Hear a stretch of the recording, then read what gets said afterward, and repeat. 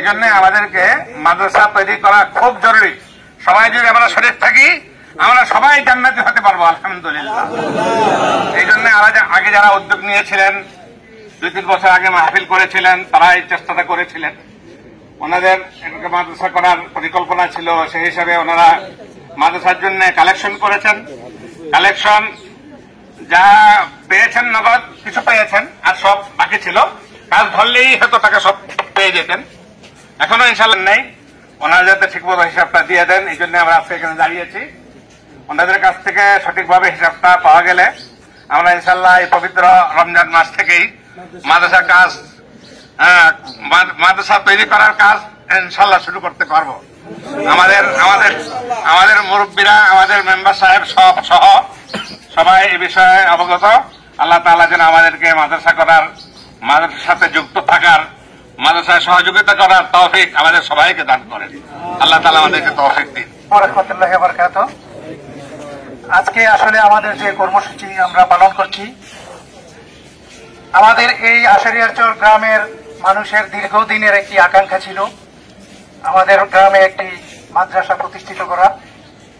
কিন্তু আসলে অত্যন্ত দুঃখের বিষয় হচ্ছে, আমাদের 4 বছর আগে 2019 সালে আমাদের এখানে মাদ্রাসার উদ্যোগে একটি মাহফিল হয়েছিল। 12,60,000 টাকা এখানে কালেকশন হয়েছিল। আর হাজী মুক্তার তাদের কাছে অপেক্ষা করেছি যে তারা কোনো উদ্যোগ নেয় কিনা মাদ্রাসার উদ্যোগ নিলে আমরা গ্রামবাসী যারা আছি আরো তাদের সাথে সহযোগ, কিন্তু নেয়নি। আর তাদেরকে দায়িত্ব দেওয়ার কারণ ছিল একটাই, যদিও তারা দায়িত্বের অযোগ্য, তারপরেও তারা তৎকালীন এমপি, সাবেক এমপি লিয়াকত হোসেন খোকা সাহেবের আত্মীয়, সেই সুবাদেই তাদেরকে আমরা দায়িত্বটি দিয়েছিলাম। আসলে অযোগ্যরা যোগ্য জায়গায় গেলে যেটা হয় সেটাই হয়েছে। আমাদের মাদ্রাসার কাজ তো হয়নি। আমরা 4টি বছর তাদের ধারে ধারে আমরা ধর্ণা দিচ্ছি আমাদের মাদ্রাসার হিসাব দেওয়ার জন্য। সেই হিসাবগুলো আমাদেরকে পরিষ্কার করে তারা দিচ্ছে না, পরিচ্ছন্নভাবে তারা হিসাব প্রদান করছেন না। তো আমরা 3 বছর যাবৎ এই ঈদগাহ ময়দানে দাঁড়িয়ে বিভিন্ন ঈদের জামাতে, রোজার ঈদ, কুরবানির ঈদ, জুমার জামাত, বিভিন্ন জামাতে আমরা তাগাদা দিয়ে আসছি। তারা আমাদের সমাজকে কোনো হিসাব কিতাব এখনো উপস্থাপন করেনি। তো আমরা বাধ্য হয়েছি আজকে তাদের বিপক্ষে আমরা মানববন্ধন করার জন্য। সমাজবাসী বাধ্য হয়েছে তাদের বিরুদ্ধে মানববন্ধন করার জন্য। কারণ আমাদের এই আশারিয়ারচর গ্রামে 3-4টি প্রতিষ্ঠান আছে, সরকারি স্কুল আছে, আমাদের 3টি মসজিদ হয়েছে, একটি আমরা যেখানে দাঁড়িয়েছি ঈদগাহ হয়েছে। এই সকল আমাদের এই গ্রামবাসীর আর্থিক সহযোগিতার মাধ্যমে আমরা এগুলি প্রতিষ্ঠিত করেছি। আমাদের 2010 সালে আমাদের এমপি, তৎকালীন এমপি আব্দুল্লাহ কায়সার সাহেব আমাদের একটি স্কুলের ভবন করে এই গ্রামে মহাজোটের এমপি হয়েছিলেন। আমরা তাকে সংবর্ধনা দিয়েছিলাম 2017 তারিখে, 2017 সনে। সেই 17 সনে আমাদের গ্রামে তিনি এসে আমাদের সমাজবাসীর সুখে দুঃখের কথা শুনেছেন, সমস্যার কথা শুনেছেন। তার মধ্যে একটি সমস্যা ছিল আমাদের আশারিয়ারচর গ্রামের পশ্চিম পাশে কবরস্থানের রাস্তা। সেই রাস্তায় তখনও আমরা নৌকা দিয়ে যাতায়াত করতাম, আমাদের কোনো রাস্তা ছিল না। এই বিষয়টি শুনে তিনি রীতিমতো আশ্চর্য হয়েছিলেন যে এখনো কবরস্থানে নৌকা দিয়ে আসা যাওয়া করতে হয়। আগামী 15 দিনের মধ্যে এই রাস্তা কমপ্লিট করে দেবে উনি একটি ওয়াদাও দিয়েছিলেন লিয়াকত হোসেন খোকা সাহেব। পরবর্তী কোনো রাস্তা আমরা পাইনি। বিকল্পিত ভাবে আমরা যে রাস্তা এখন আমরা কবরস্থানের রাস্তা আমরা করেছি, আমাদের এই সমাজবাসীর সহযোগিতায় করেছি। আমাদের মসজিদ কমিটির সভাপতি সাহেব আব্দুল সুবহান সাহেব, তার ওইখানে এখন যে রাস্তা আমরা ব্যবহার করতেছি, তিনি 3% জায়গা ওইখানে ভ্যালু, 1% জায়গার দাম 12 থেকে 15 লক্ষ টাকা। 3% জায়গায় এই সভাপতি সাহেব দিয়েছেন, তার সন্তানরা দিয়েছেন। 1.5% জায়গা আমাদের আরেকজন বিশিষ্ট ব্যক্তি আশিক আলী প্রধান, তিনিও 1.5% জায়গা দিয়েছেন। আমিও 2% জায়গা দিয়েছি।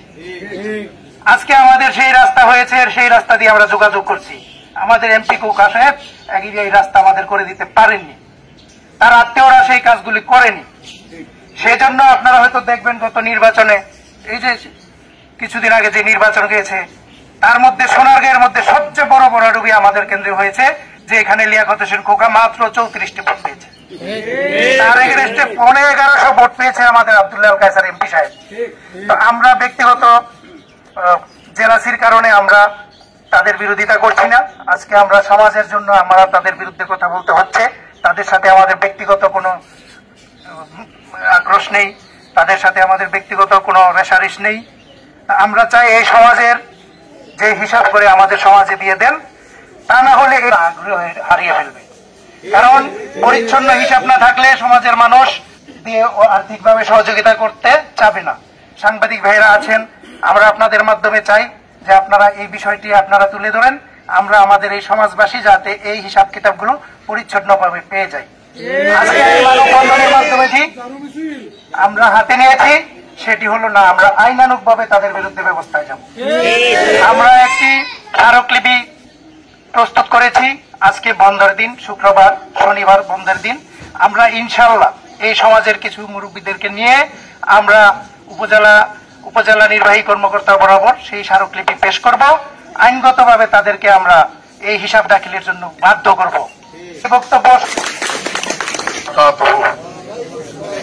আগে থেকেই মাদ্রাসাকে উদ্দেশ্য করে এই ঈদগাহ ময়দানে ওয়াজ মাহফিল দিয়ে আমাদের গ্রামের নেতৃত্ব ছিল সারোয়ার সাহেব, মুক্তার সাহেব, তাদের সহযোগীরা এখানে কালেকশন করছে নগদে বাকি মিলাইয়া, এবং তারা মাইক দিয়ে ধরে ধরে বলছে 12,60,000 আমরা নগদে বাকি মিলাই আমরা পাইছি, কিন্তু সে 12,60,000 টাকার মাদ্রাসাও করে নেই, কিছুই করে নেই।